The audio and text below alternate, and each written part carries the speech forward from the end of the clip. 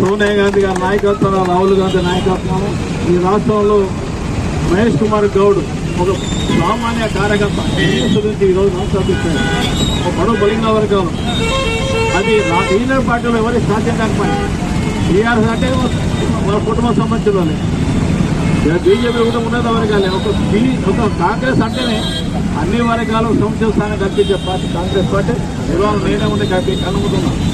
సామాన్య కార్యకర్తలు రాష్ట్ర శాసనసభకు ఎప్పుడైనా కాంగ్రెస్ పార్టీ ఇచ్చాను. ఎస్సీ ఎస్టీ బీసీ మైనార్టీలందరూ కూడా 4 లక్షల రూపాయలు కూడా రాజు యువజన పథకం కింద కూడా ఆన్లైన్లో చేయడం జరిగింది. మరి కాంగ్రెస్ పార్టీ కార్యకర్తల నాయకులందరూ కాంగ్రెస్ పార్టీ పట్ల విశ్వాసు మరి అధికారం ప్రభుత్వం లేనప్పుడు కష్టపడ్డ కర్తవ్యులందరూ కూడా మన జిల్లా కాంగ్రెస్ అధ్యక్షుల వారికి కూడా విజ్ఞప్తి చేసిన దయచేసి మీరందరూ సర్కులర్ వచ్చిన పాంప్లెట్ అధ్యక్షులు పేర్కొంది. అన్నిటిలో మంచి అప్లై చేసి అన్ని వర్గాల వరకు కూడా 50 నుంచి 4 లక్షల వరకు ప్రభుత్వం డైరెక్ట్ లోన్ ఇచ్చే కార్యక్రమం స్వీకరించి దేశంలో ఎక్కడ చేయలేదు. సుమారు 60 కోట్ల రూపాయలు పే చేస్తున్న కార్యక్రమం, 6,000 కోట్లు చేస్తున్న కార్యక్రమాన్ని మనందరం కూడా స్వాగతించి మరి మన కార్యకర్తలకు వచ్చే విధంగా నియంగా నిలిపేద కార్యకర్త అందరూ కూడా సహాయతగా అందించిన అందరూ కృషి అవసరం కోరుతూ అవకాశం సూర్యచంద్రన్ ఉన్నంత వరకు కూడా మర్చిపోలేంది.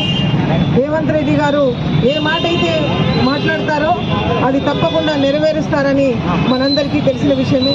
కాంగ్రెస్ పార్టీ అంటేనే బడుగు బలహీన వర్గం, బీసీ ఎస్సీ ఎస్టీ మైనార్టీలందరినీ కూడా ఒక కన్న బిడ్డల్లాగా చూసుకునే పార్టీ కాంగ్రెస్ పార్టీ.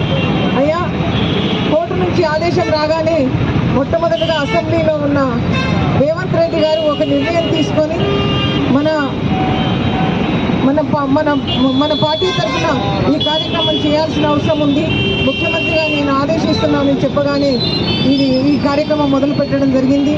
నిన్నటి జరిగిన ఈ కార్యక్రమం అంతా కూడా చూసిన తర్వాత నిజంగా కూడా వారు ఎంత చిత్తశుద్ధితో దీన్ని చేశారో, ఈ కార్యక్రమం చేయడం వల్ల ఈ రాష్ట్రానికి ఎంత పేరు వచ్చిందో మనం చెప్పక తప్పదు.